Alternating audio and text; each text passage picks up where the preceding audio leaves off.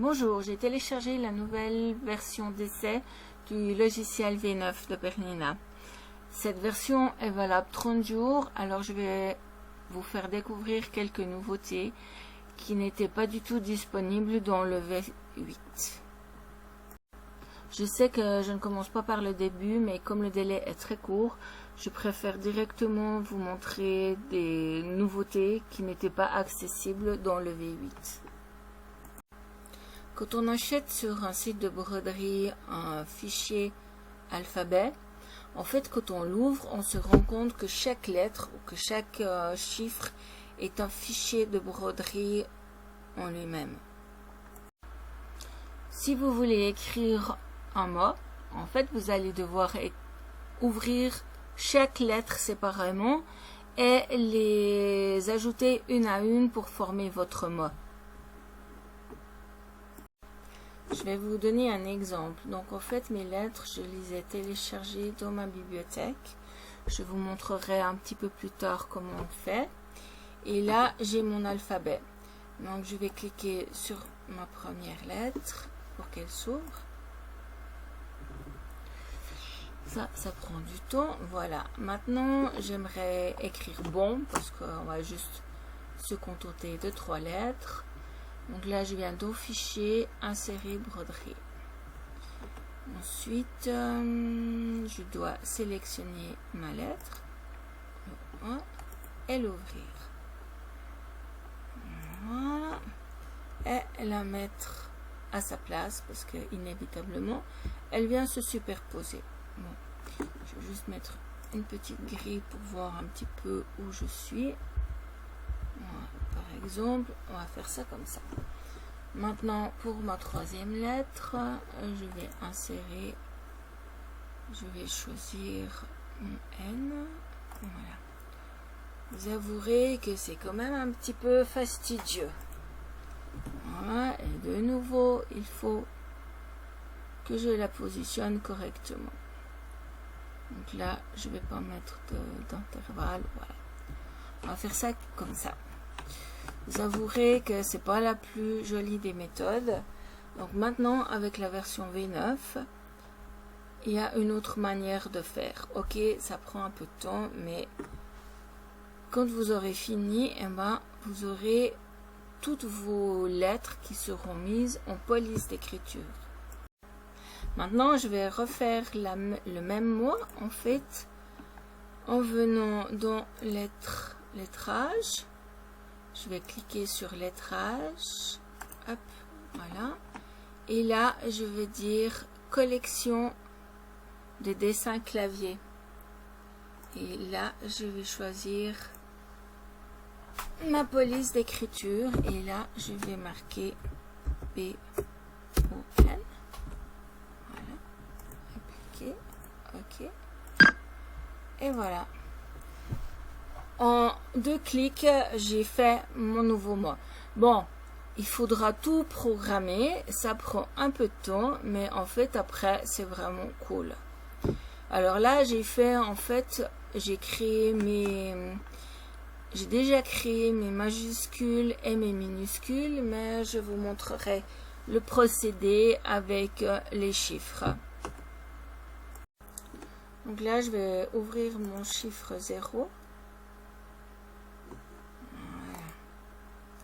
Et je vais venir l'enregistrer dans ma bibliothèque. Donc je viens dire fichier, enregistrer sous. Là, je vais vite revenir en arrière pour que vous ayez tout le déroulement. Donc là, je vais dans utilisateur, donc Windows C, utilisateur public, ensuite public embroderie.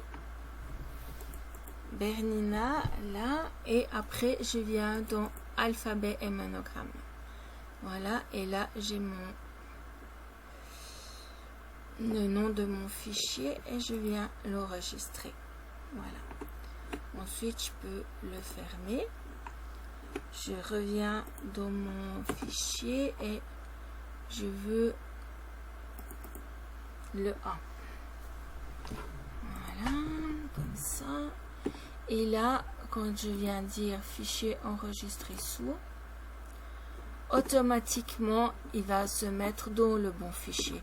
Donc ça va nettement plus vite. Voilà. Je fais ça avec tous les chiffres. Ok, je vous remonte fichier enregistré sous. C'est toujours dans le même et je dis enregistrer. Voilà. Je vais faire ça jusqu'au 9. Je vous retrouve tout à l'heure. Voilà, je vous retrouve au 9 et en fait, ce qu'il faut regarder, c'est la hauteur de votre lettre ou de votre chiffre. Donc là, c'est 31 mm. Ça, c'est important pour plus tard. Donc maintenant, je refais aussi la manipulation pour que j'ai tous mes chiffres. Voilà, c'est fait. Alors maintenant, je vais aller dans ma librairie. Voilà. Je vais juste attendre qu'elle s'ouvre. Et là, j'ai tous mes dessins. Je pense que si je descends, je dois retrouver mes... Voilà. En fait, là, vous avez vu, hop, je sais plus où c'est. Il y a mes lettres. Mais moi, j'aimerais juste qu'elles apparaissent bien séparées. Donc là, je vais aller dans public embroiderie. Je vais prendre le 9, attendre qu'il sorte dans alphabet et monogramme. Voilà. Et là, j'ai juste mes lettres. Bon, là, il y avait quelques dessins. Et maintenant, en fait, ce que je vais faire, c'est que je vais cliquer sur cette icône, hop, qui va me permettre de créer justement une nouvelle police d'écriture. Donc là, je clique sur nouveau, voilà. Donc j'efface alphabet et monogramme et je vais marquer chiffre. Chiled, parce que ça c'était le nom de la police. Ici je vais lui mettre 31 mm. C'est vraiment la hauteur de référence, et comme ils disent que on peut diminuer ou agrandir de 10%, donc ça fait 3 mm en moins, donc entre 28 et 34 mm. Ok. Voilà. Maintenant, en fait, ce que je vais faire, je vais sélectionner ma première case. Je vais tenir la touche Alt+R sur mon clavier et je viens sélectionner les autres cases qui m'intéressent. Voilà. Et ça, comme c'est des chiffres, alors je vais cliquer sur 0 à 9. Voilà.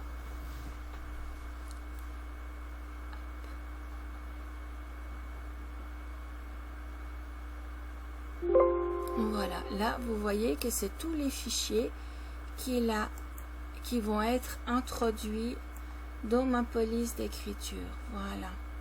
Alors après, ce qu'il faut bien contrôler, c'est que chaque case correspond bien à la donnée.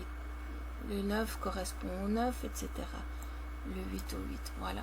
Et ça, c'est fait. Ce qui fait que maintenant, je peux revenir à mon nouveau document. Voilà.